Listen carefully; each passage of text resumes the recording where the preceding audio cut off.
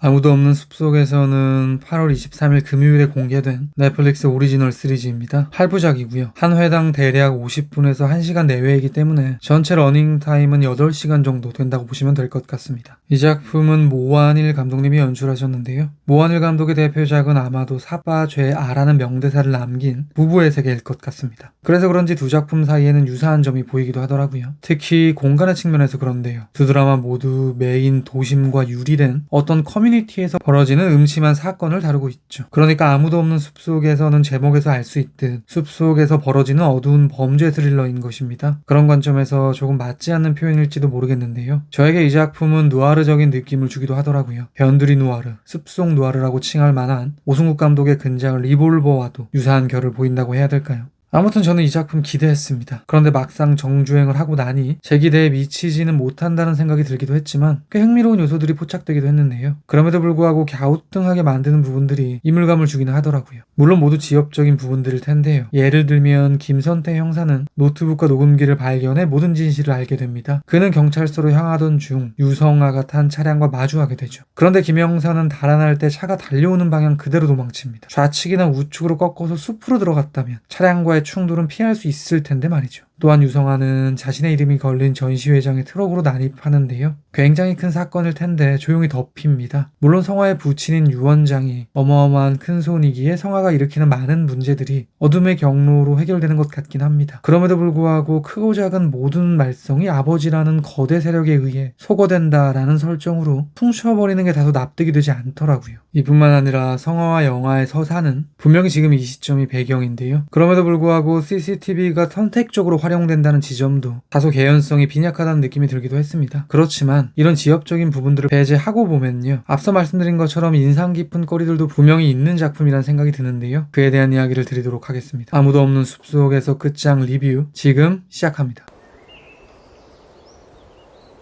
그냥 흔한 시골 동네 모텔이요.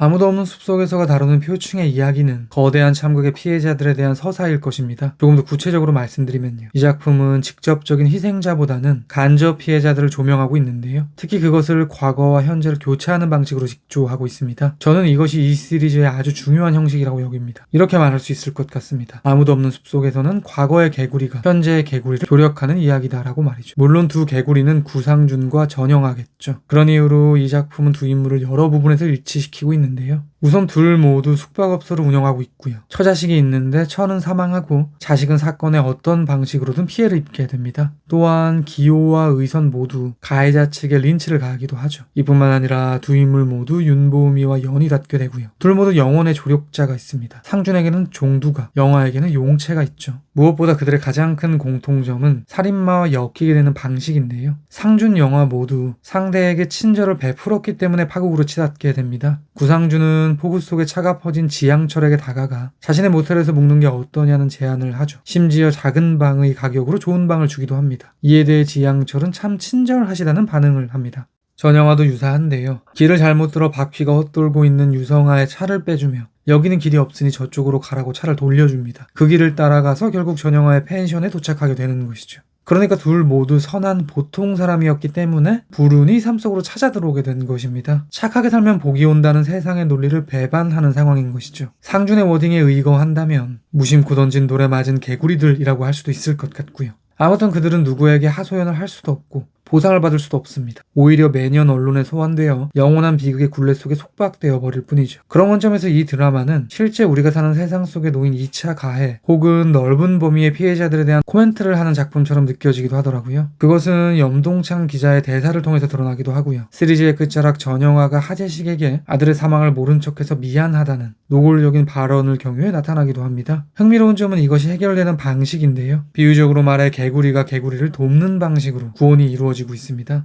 바로 이 구조를 위해 창작자는 비극의 반복이라는 형식을 취한 것처럼 느껴지는 것이죠. 영화는 이 상황을 어떻게 헤쳐나가야 될지 몰라 갈팡질팡합니다. 그러다 그는 과거에 있었던 레이크 뷰 모텔 사건을 알게 되고요. 희생자들인 기호와 요양원에 있는 상준을 만나게 되죠. 영화는 그들의 현재를 목도한 뒤에 아무것도 하지 않았을 때의 결말을 깨닫게 된 것 같습니다. 그로 인해 그는 본인이 직접 마무리하겠다는 액션을 취하는 것을 선택하게 되죠. 그러니까 비유적으로 말하면 과거의 개구리가 현재의 개구리를 각성시키는 방식으로 참극의 반복을 막을 수 있었던 것입니다. 그런 관점에서 이 작품은 씁쓸함을 남깁니다. 실제로 피해자들을 도와줘야 할 이들은 제대로 기능하지 않고 결국 같은 피해자만이 또 다른 피해자를 돕게 된다고 말하고 있으니까요. 현실 세계에서는 거의 불가능한 판타지로 수렴하는 것이죠. 물론 윤보민이라는 공권력이 투입되어 많은 조력을 하긴 하는데요. 찝찝한 측면이 있습니다. 아무도 없는 숲속에서는 윤보민에게 순례라는 다소 묘한 그림자를 부여합니다. 극단적으로 말해 그녀를 정의사회 구현 등의 목적이 아니라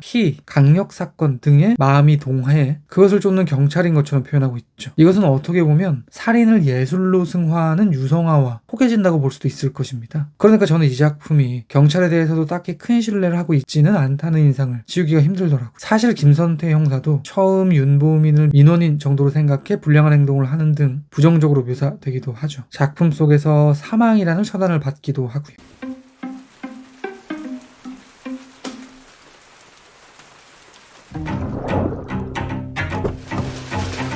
그치?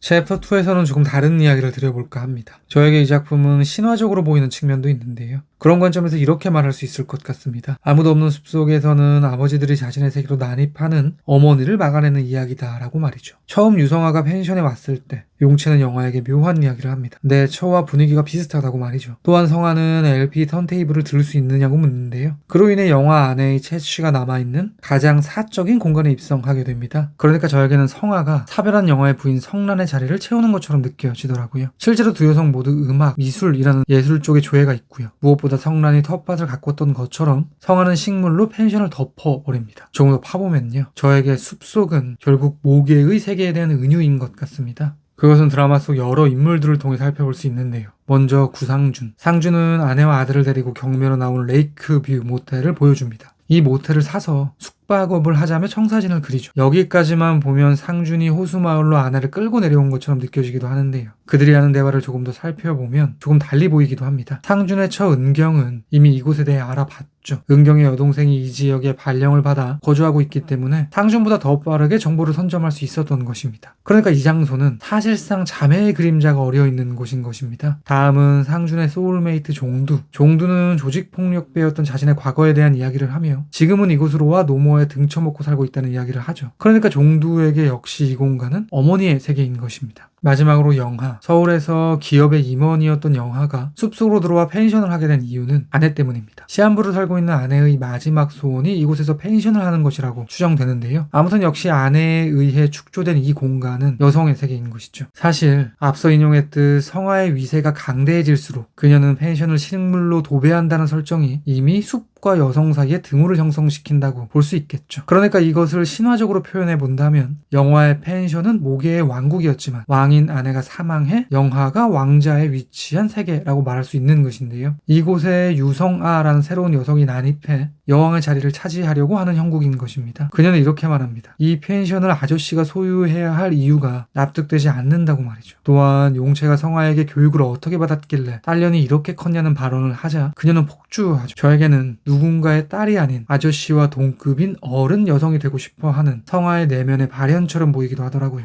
그런데 결국 그녀를 막아내는 것은 세 명의 아버지들이 품은 부성애입니다. 의선을 지켜야 한다는 영하의 부성애, 아들에 대한 복수를 하는 하재식의 부성애, 그리고 마지막으로 유성아를 포기한 유원장의 비틀린 부성애의 총합이 유성아의 유입을 막고 있으니까요. 유원장이 고용하고 영하가 피고용인에게 무기를 전달했으며 피고용인인 하재식이 최종적으로 성아를 사망케 한다고 해야 될까요? 그렇게 구해낸 펜션에는 두 아버지 영화와 용채가 있고요. 때때로 그들과 협력하는 카페 주인 경남이 있습니다. 또한 기호는 영화에게 전화를 해 아저씨가 하는 펜션 한번 방문해보고 싶다는 이야기를 하기도 하는데요. 그러니까 이 작품의 결말에는 남성들의 연대가 놓여있는 것입니다. 살인마가 도살이던 아내의 세계가 붕괴되고 술 한잔 기울이는 평화의 시대가 도래한 것이죠. 이러한 남성 대 여성의 구도는 작품 속 색상으로도 표현됩니다. 리뷰의 마지막으로 그에 대한 이야기를 드리도록 하겠습니다. 극의 초반 성화를 지배하는 색상은 적색일 것입니다. 1년 뒤에 다시 나타난 그녀는 새빨간 벤츠를 몰고 오고요. 수영복 역시 적색이죠. 그녀는 빨간색 세탁기와 벽이 눈에 띄는 경남의 카페를 방문해 이곳의 디자인이 매우 마음에 든다는 표현을 하기도 합니다. 성화에게 적색 캐리어, 핑크빛 노트북, 레드와인, 그리고 토마토 스파게티가 부여되는 것도 동일한 맥락의 예시가 될 수 있을 것 같고요. 그러니까 도식적으로 말하면 여성을 대표하는 성화는 적색이 되는 것인데요. 극이 진행될수록 그런 그녀의 색상이 하늘색으로 변곡하기 시작합니다. 의도적으로 영하와 사고를 낸 성화는 청색의 스포츠카로 차를 바꾸고요. 수영복 역시 유사한 색상으로 변경되죠. 저에게는 점점 회색이 짙어지는 성화를 색상의 변화로 표현한 것처럼 보이더라고요. 적색에서 청색으로 말이죠. 그녀가 불태운 적색의 경남의 카페는 하늘색으로 탈바꿈하는데요. 전에 비해 장사가 매우 잘 됩니다. 영화의 끝자락 에메랄드빛 수영장을 적색 피로 물들이면서 최후를 맞이하는 이미지도 꽤 의미심장하기도 하더라고요. 아무도 없는 숲속에서에 대한 제 별점은 별 3개고요. 한줄평은 다음과 같습니다. 개구리들의 판타지적 연대, 모계의 유입을 거부하는 부성애의 왕국. 제가 100% 확답을 드리지는 못하겠지만 아마도 다음 리뷰는 지금 보여드릴 이 영화가 되지 않을까 싶습니다. 그리고 당연한 이야기지만 그 어떤 영화라 해도 언제나 영화는 제 리뷰보다 무조건 위대합니다. 들어주셔서 감사합니다.